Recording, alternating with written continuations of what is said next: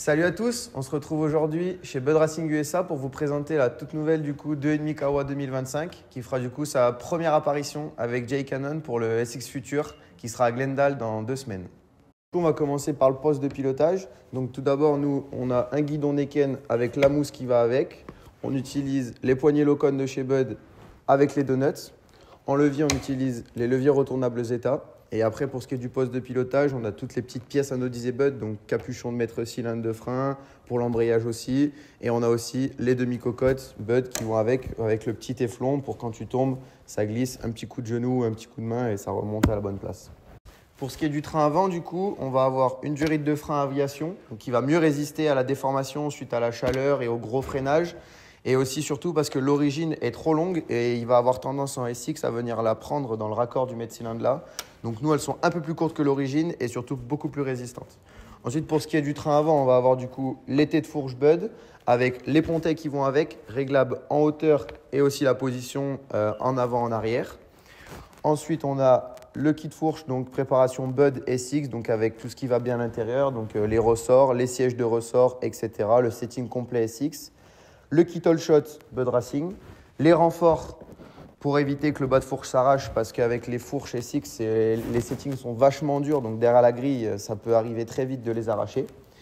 Ensuite, pour ce qui est de la housse de selle, on est sur la housse de selle full grip de chez Bud Racing. Donc nous, c'est la bicolore, donc avec l'avant vert et l'arrière noir, avec des petits rappels de bande verte pour aller avec la déco.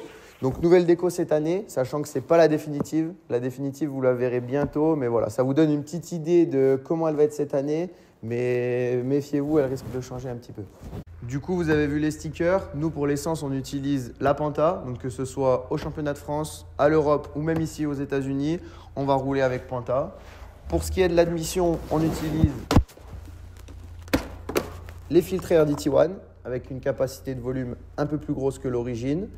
Et en CDI, on utilise le Vortex. Maintenant, on va passer côté moteur. Donc, de ce côté allumage, on va retrouver les bouchons de distri Bud Racing et ainsi que le carter d'allumage que vous allez bientôt pouvoir avoir disponible sur le shop qui va ressembler à ceci. Donc ça devrait arriver très prochainement.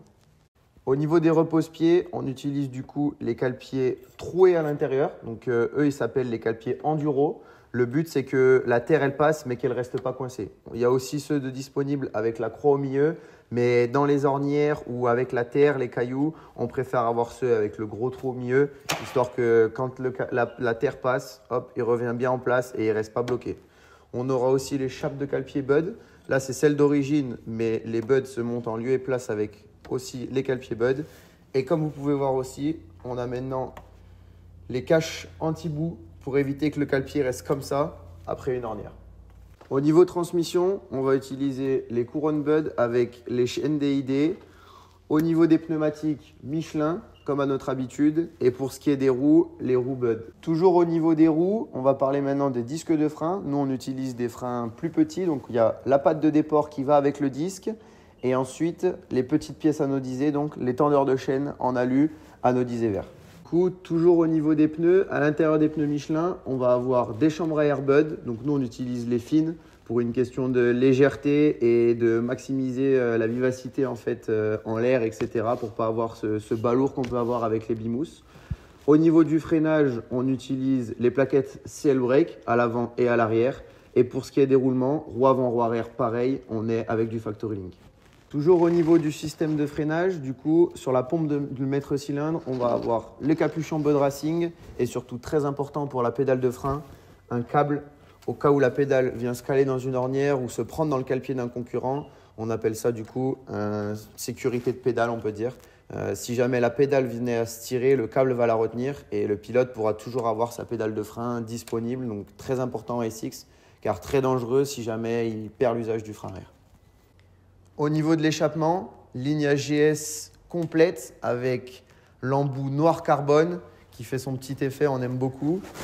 La nouvelle bonbonne, la même que les 4,5 l'année dernière, maintenant elle est disponible aussi sur les 2,5. Donc beaucoup plus mastoc et pour le look, ils ne sont pas ratés, franchement c'est très joli.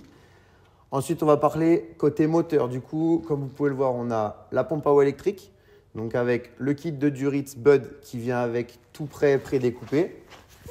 La pompe à eau, Donc celle-ci, c'est pour le gros volume. Donc vous n'êtes pas obligé de l'utiliser forcément avec la pompe à eau électrique. Vous pouvez très bien avoir que la pompe à eau gros débit, gros volume. Le petit cache filtre à huile, couleur verte anodisée. Le carter d'embrayage, bien sûr, personnalisé du coup avec le numéro de Jake et son nom de famille. Le bouchon de distri. Derrière le carter, c'est écrit ici, nous on roule avec l'embrayage Sutter qui nous permet du coup de régler le diaphragme, la dureté suivant quel type de piste on est, donc SX, MX, et puis suivant si on est dans le sable ou dans la terre.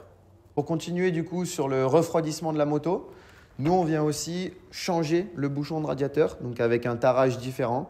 Donc ça c'est pareil, ils sont disponibles sur le site Bud et vous avez du 1.6, 1.8, 2.0, 2.2.